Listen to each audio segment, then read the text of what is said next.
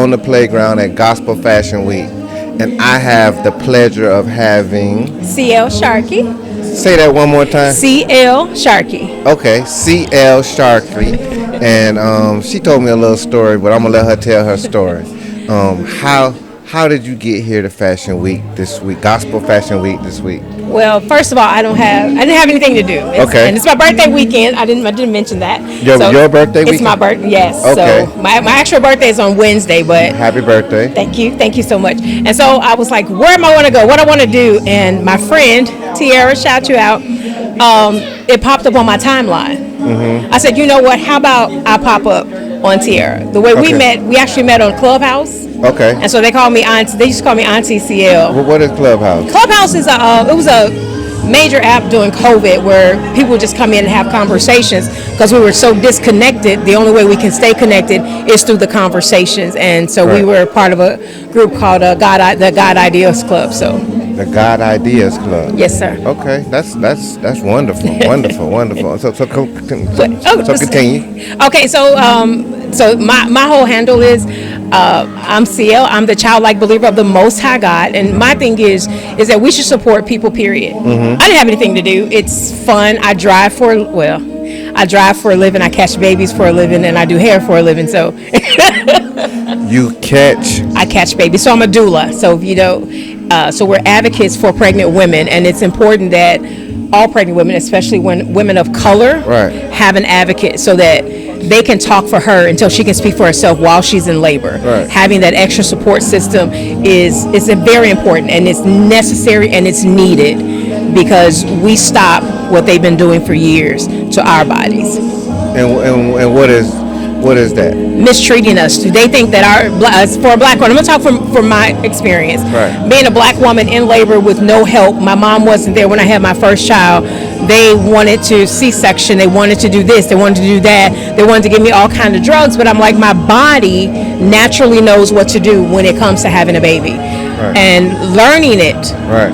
And having a support system behind you to encourage you, empower you, and to let you know that you can do it is so needed and it's so important. That's what doulas do. That's the second time I've heard doula in this weekend, and I've never heard the word doula before. And I had to go and ask my cousin.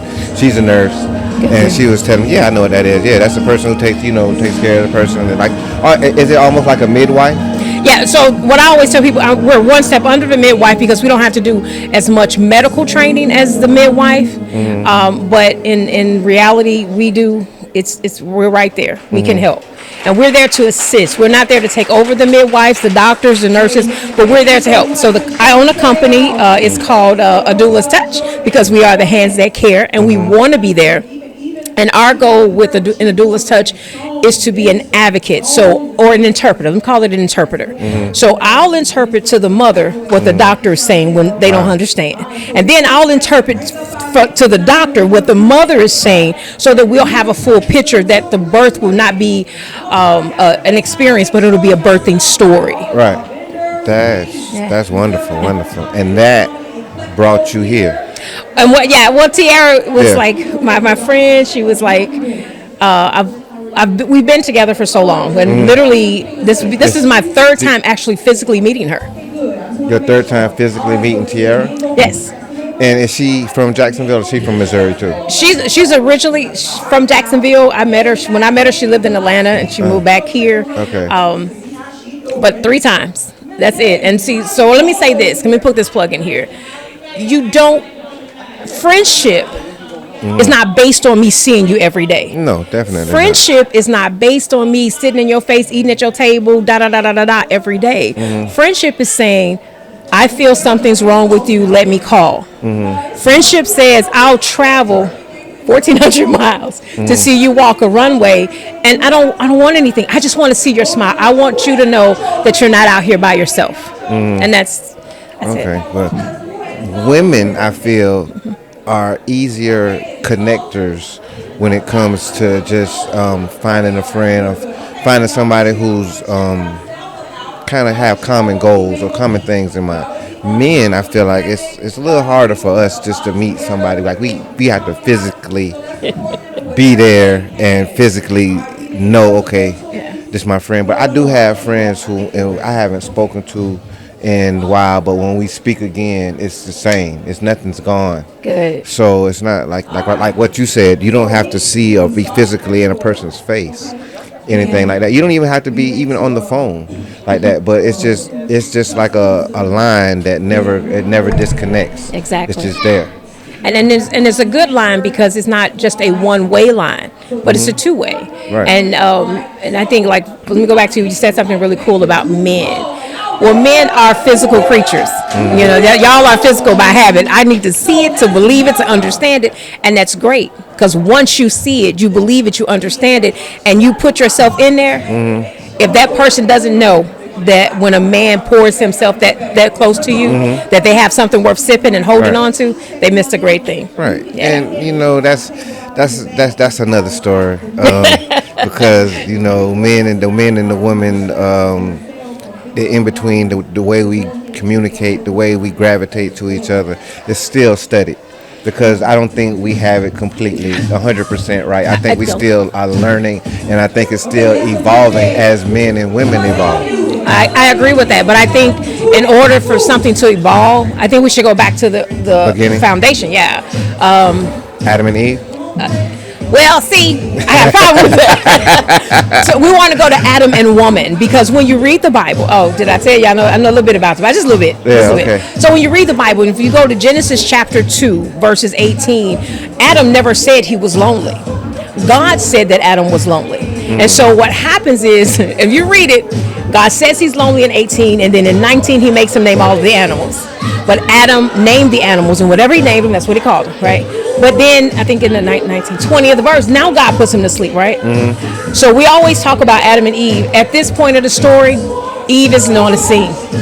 And a lot of times we kind of miss that. Right. So it's really just Adam with himself, a beautiful piece of himself. Right. Because when we think about it, he said, okay, right. When he woke up, okay, you're a man. If you went to bed with $1,000 in your pocket and you woke up the next morning and you didn't have it, what you gonna do? That's a good question. I probably have to go get it back again. But wait a minute.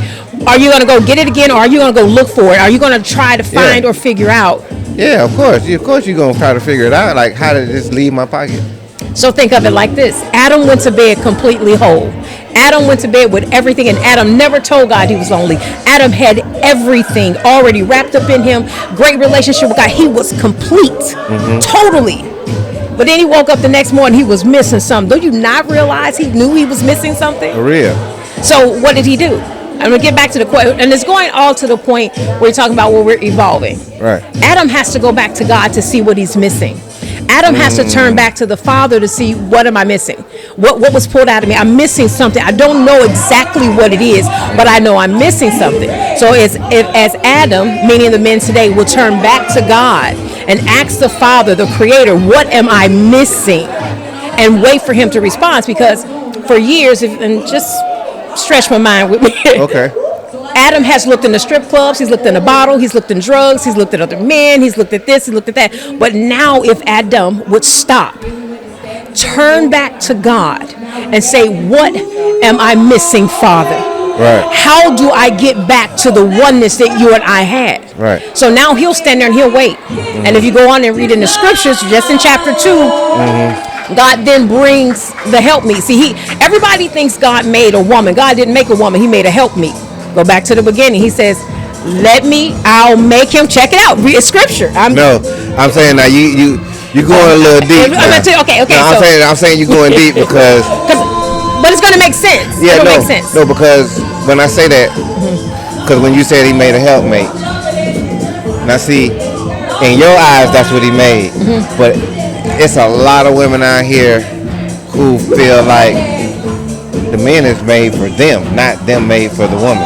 Can I stop you? I don't even mean to cut you off. I was that woman. Yeah. I was her. Yeah. I'm made for you. You made for me. I want you made this way, this way, and that way.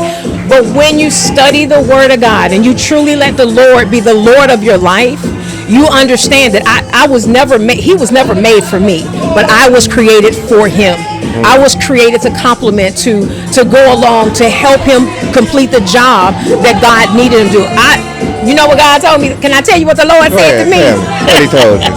The Lord told me everything on your list, because every woman has a list. He says, "You like that list?" I said, "Yeah, God, I need him this, I need him that, this and that." And he said, "Well, become that list." Become that list. Say it again. Become that list. I know that. Now, right. I could become that 6 feet tall person because, of course, hey, I'm only 5'2". But everything else on that list, I have to become. I have to become. Now, get why I have to. You want me to tell you why? Or you ask me the question why you have to become that list. Okay. Why do you have to become that list? Because read the scripture. We're going to stay in the scripture. Chapter 2, Genesis chapter 2, 18th and down to the end. What did Adam do when God presented the helpmeet to him? He presented this being to him. He turned and he said, "Bone of my bone, flesh of my flesh, and we shall call her woman." Why is that important? Remember, I said I had to become the list. In order for Adam to see me, I got to look just like him. I got to be who he is, my mindset, everything about me. He has to be able to recognize the him in me. Okay. Now, that right there is a message within itself. That's a message within itself. A lot of people are not ready for that message. That's a lot true. of people are not ready for that. You know, my pastor tells me that all the time. And especially it coming from a woman. Now, if we had that debate from a man saying, "Oh, we have women on here done it," now from you saying it, we're gonna have still another lot of women saying, "Well, I'm not here for no help, me. I'm here just like he's here." Which I guess they have their own opinion, but there's right and then there's wrong. But can I say something? Oh yeah. I'm not asking. Well, okay. I can only tell you about me. Right. God never told me to be a helpmeet to a man before I became a helpmeet to him. Right. I can't. Let me say it again. In order for me to understand what a helpmeet is, I must first become that to God. In order for me to understand what a wife is, I first must be wife to God. Okay. If I'm not wife to the Creator, then how can I be a wife to what He created? Right. And so when you get that, for me, I'm gonna talk about me. So if they throw a stone, they got to hit me in my journey, right? Right. I had to learn how, because I was the woman that say, I grew up in the streets of Chicago. My mama had hers, husband and all them things. But her thing was, you don't depend on no man, girl. Get out there and get it yourself. Have we heard that? Right. So I didn't know how to depend on a man because I can get it my own self. Right. So when you understand that, and God then breaks that mentality down from you and shows you His design plan, you can stand on any platform, you can sit on any podcast and say, "No, this is what the Lord told me," and it works for me. Right. It's working for me. I treat men as the kings that they are. Well, what if he's a crackhead? What if he's a degenerate? What if it doesn't matter, because as long as I see a king in him, I speak to that king. And remember, our words have power, right? Okay. I'm sorry, I'm running my mouth. No. It's what you said kind of what you said kind of it resonates with me, and I just had to take a chance just to sit back and let it go. But we got to wrap it up. But I just want to let you know I appreciate your conversation. I appreciate in that short bit of time you touched me, just with words that you spoke, just the genuineness of you just being here. So I want to tell them again where they can find you. Well, I am C.L. Sharkey, the childlike believer of the Most High God. I am on Facebook under Carla L. Sharkey. We have a Instagram page that I am Poetic Flow, because we do also do open mic poetry. Yes. Okay. So, That's nice. With that, we're gonna let you know we out. Real talk with Myron at the playground. Thank you.